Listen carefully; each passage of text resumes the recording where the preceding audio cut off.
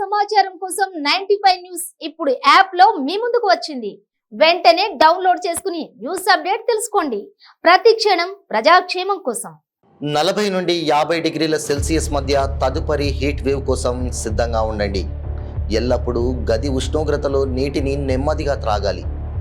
చల్లని లేదా ice water తాగడం మానుకోండి. ప్రస్తుతం మలేషియా, ఇండోనేషియా, సింగపూర్ మరియు ఇతర దేశాలు హీట్ వేవ్ను ఎదుర్కొంటున్నాయి. ఇక హీట్ వేవ్ వల్ల చేయవలసినవి మరియు చేయకూడనివి ఏంటో తెలుసుకుందాం.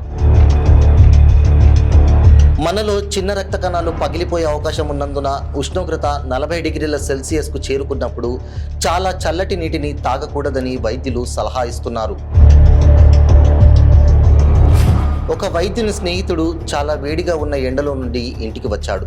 అతను విపరీతంగా చెమటలు పట్టి ఉన్నాడు. దానివల్ల అతను త్వరగా చల్లబడాలనుకున్నాడు.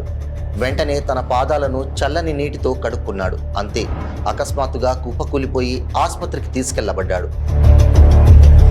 ఆరు బయట వేడి 38 డిగ్రీల సెల్సియస్కు చేరుకున్నప్పుడు ఆ వేడి నుండి మీరు ఇంటికి వచ్చినప్పుడు చల్లటి నీరు త్రాగకండి. గోరువెచ్చని నీటిని మాత్రమే నెమ్మదిగా త్రాగండి. అదేవిధంగా మీ చేతులు లేదా కాళ్ళు వేడి ఎండకు గురైనట్లయితే వెంటనే కడుక్కోవద్దు.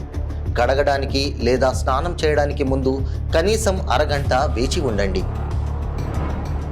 ఇలా ఒకరు వేడి నుండి చల్లబడాలని కోరుకున్నారు. వెంటనే స్నానం చేశారు. స్నానం చేసిన తర్వాత దవడ గట్టిపడి స్ట్రోక్తో ఉన్న ఆ వ్యక్తిని ఆసుపత్రికి తీసుకెళ్లే పరిస్థితి ఏర్పడింది.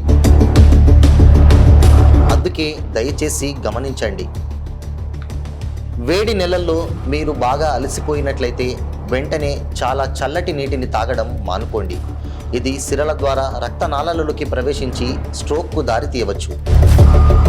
దయచేసి ఈ సమాచారాన్ని ఇతరులకు విస్తరించండి.